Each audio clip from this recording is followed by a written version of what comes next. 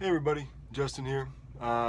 Just want to share with you my February results towards my goal. First though, I want to just show you a few things that I sold. The first thing is an old Sega game, Sega Genesis, right here, Shining in the Darkness. Now, some Sega games aren't worth anything. Most of the sports games aren't worth anything.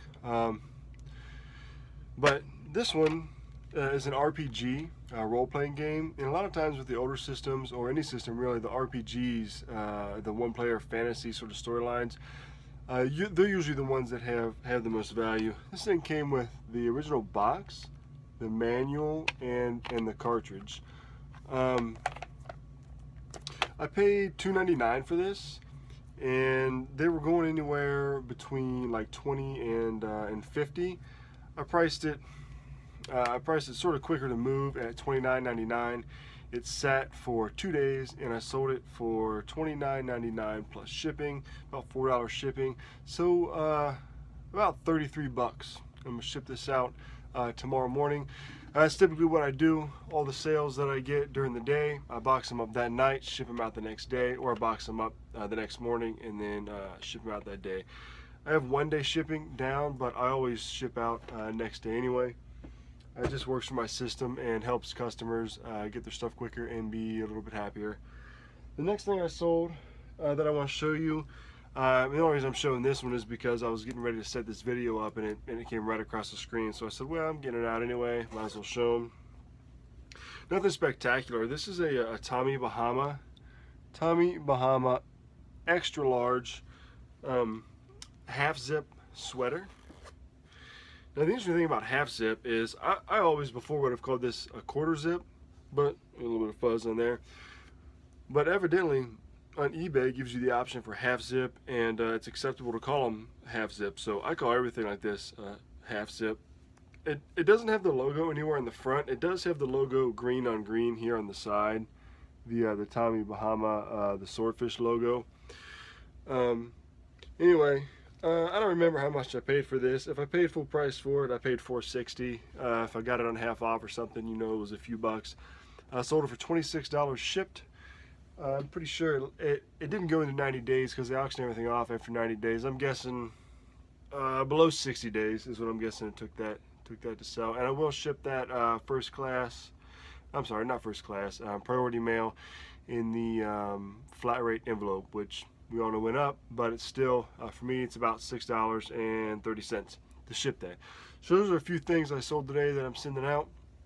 Now let's talk about February. February for me was not a very good month.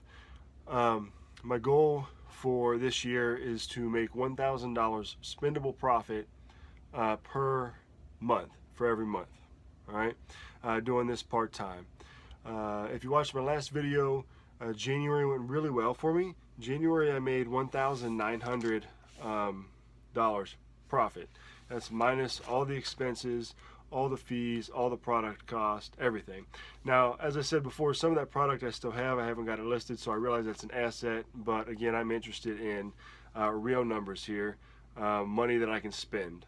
All right, because I can't go to my mortgage company and give them 30 shirts and say, well, they're worth, you know, 20 bucks a piece or whatever, and have it be deducted from my mortgage. So I'm looking at spendable income here. Okay, so let's talk about February. I wanted to list every month at least 100 items a month, and in doing that, I want to do that by listing at least 5 items every day. And typically when I list them, I get up about 5 o'clock, 4:30 in the morning, get them listed, and then go to work, and then come home and then box some stuff up. And if I have time, or if my wife's gone, or the kids are in bed or something, then I might list a few more. So 100 items a month listed with a $500 budget. February, I went over on my budget, just like I did in January, by almost a couple $100, which isn't a huge deal, except for it did keep me from reaching my goal of $1,000 spendable income. And there's a few things that kept me from doing that, and I'll talk about that after I tell you how it went. So for February, here's the profit and loss. The total profit right here was $191.41. Okay, so it was about 110 bucks off from the 1,000. Now, the reason I said that spending in the product expenses kept me from eating that this time is because I spent $620 over my 500. Now, basic math, if you take that 120 off, you add it to the 890, boom, right on target. Okay. Another thing that kept me from reaching my goal is some things are sort of out of our control sometimes. Like, you can't change the fact that Amazon decided they wanted to charge long-term storage fees on everything. And so a lot of people, including myself, basically had to gut their inventory. I had a few things sent back, but most of the stuff I just got rid of. 15, 30 cents, whatever it costs you to get rid of that stuff. I think it's, depending on the weight, it's 15, 30 cents, 50 to get it disposed of, and about 50 to get it sent back. So I had a lot of it disposed of. I originally had stuff sent back, and then I was like, you know what, I don't want to reprocess all this stuff. You can't send it back in under the same, I think it's the same SKU until later in the year. So I just decided to get rid of it. A lot of it, the race to the bottom effect happened. I know for a fact I would have never sent in a penny book, but a lot of the books I had in there had ended up becoming penny books. So anything under $9, I just got rid of. And I had about 400 items in inventory, and after it was all said and done, I had about 100 left. And so I have sent some more in, and I got about 300 in there right now. I went to a couple book sales, and so I'm hoping that picks up next month. But the long-term storage fees and getting rid of that inventory hurt me this month, but I think it'll be better in the long run because I'll get to reestablish my FBA items, and I'll get to send in more quality, profitable books and sort of just start over, and we all need that sometimes. So that really did hurt, though. Like in January, the income that I had from Amazon was $2,317, right? In February, the income that I had from Amazon was $650, right? So there's a huge discrepancy there. January, I net profit $1,240, and in February I made $107. So, that's just the way it goes sometimes. But seeing how profitable Amazon, can potentially be, like I said, I went to a few book sales, and that season's starting to come up for me in my area. So I'm really going to hit that. Friends of the Library book sales are probably about the best place to get books, in my opinion. I always stock up. The people are usually nice, and I got a local library that has a sale all year round, and it's pretty much untapped, really. So I do that, and come out with quite a bit of nice stuff if I let it rest for a while. Go every other week, maybe once a month, or sometimes I just go whenever I get some downtime. So I really want to beef back up Amazon to try to get more income out of that. And the sales have been going pretty well, pretty smooth now that everything's sort of settled down. I know we got some more fees coming up here shortly, but I think everything will level out. So anyway, February not so hot for me, not that far off, and I know what happened. I spent too much in inventory, and Amazon I sort of took a hit with. Now eBay, the gross income was $2,303 for February, and in January it was $2,347. So about $2,300 January and February. So that was pretty consistent. It's just that extra spending. I need to really work on getting stuff listed as soon as I get it. I am consistently listing. I don't really have death piles per se, but I do have a backlog of stuff. I have a plan, though. I have a plan. This week I'm doing pants.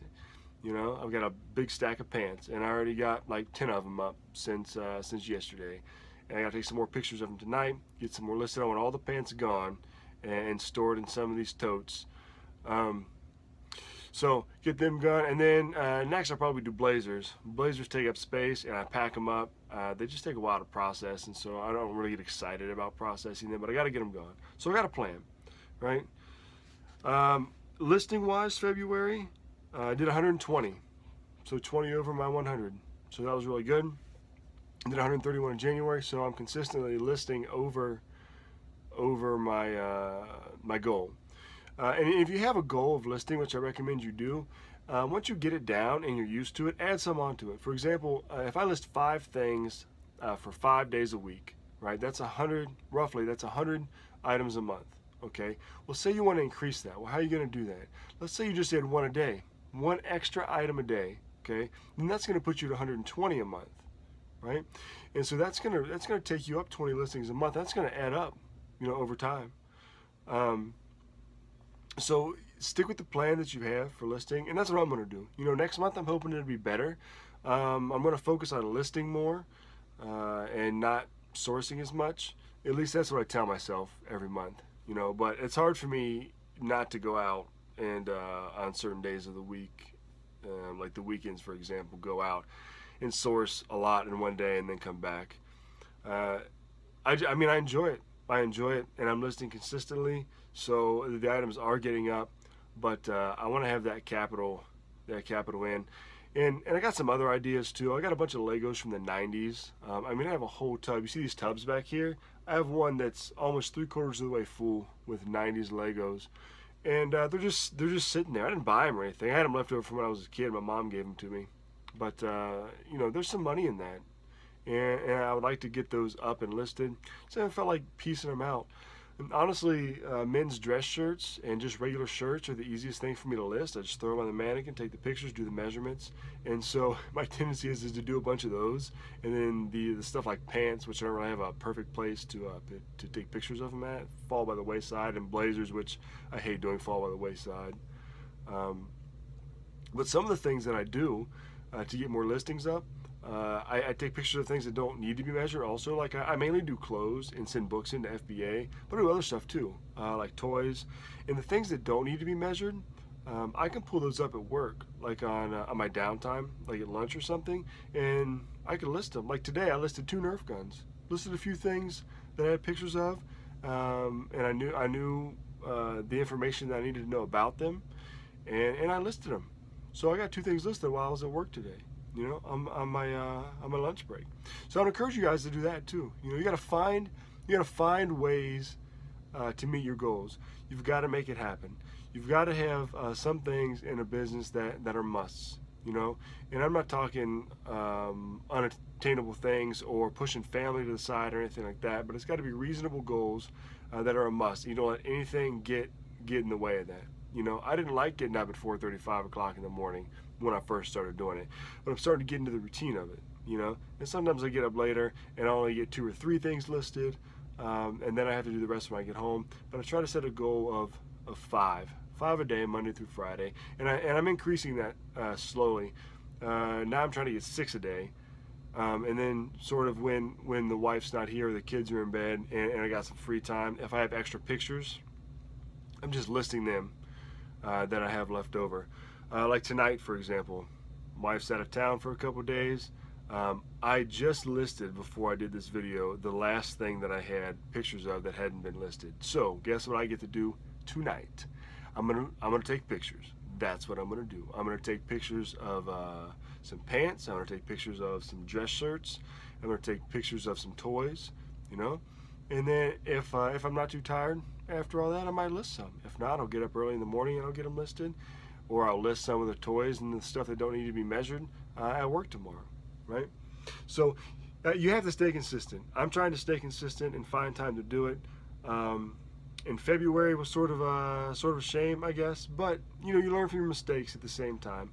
I didn't meet my goal. Well, I didn't meet all of my goals. I did meet the listing goal over the listing goal. I didn't meet the spendable income goal, the profit, the spending goal. I was off by a bit, but I already talked about where I went wrong and what I'm going to do next month to correct that. And that's important. Self-reflection is important. You can't just track where you're going and see that you're not failing, but not getting to where you need to be. You're only failing if you're not learning from it. And so I'm trying my best to learn from this, and I hope you guys get some goals made up and start attaining them, start tracking them so you see your progress. It's encouraging to see your progress towards goals. And then when you don't meet them, you can look back and you can say, this is what I did wrong, or this is what I need to do different. and just go from there. Just keep plugging away at it. When sales are down, don't get discouraged. Just keep listing, keep it up. You know, list good stuff. Don't just keep listing a bunch of junk that nobody wants. You know, list good stuff, and the sales will come. At least that's been my experience. Again, these numbers that I share with you these are real numbers. It's my actual bookkeeping in general. It's not the breakdown of everything, but it's the overall what I spent and what I made, where I made it at, what I spent it on, and yeah. So definitely not as good as last month, but ending with $891 and on a side gig, that's, you know, it's still worth it for me. And I know there's more profit to be made, and I'm hoping to get more the next month coming up here in March. And I hope that you guys get excited about setting goals and making money too.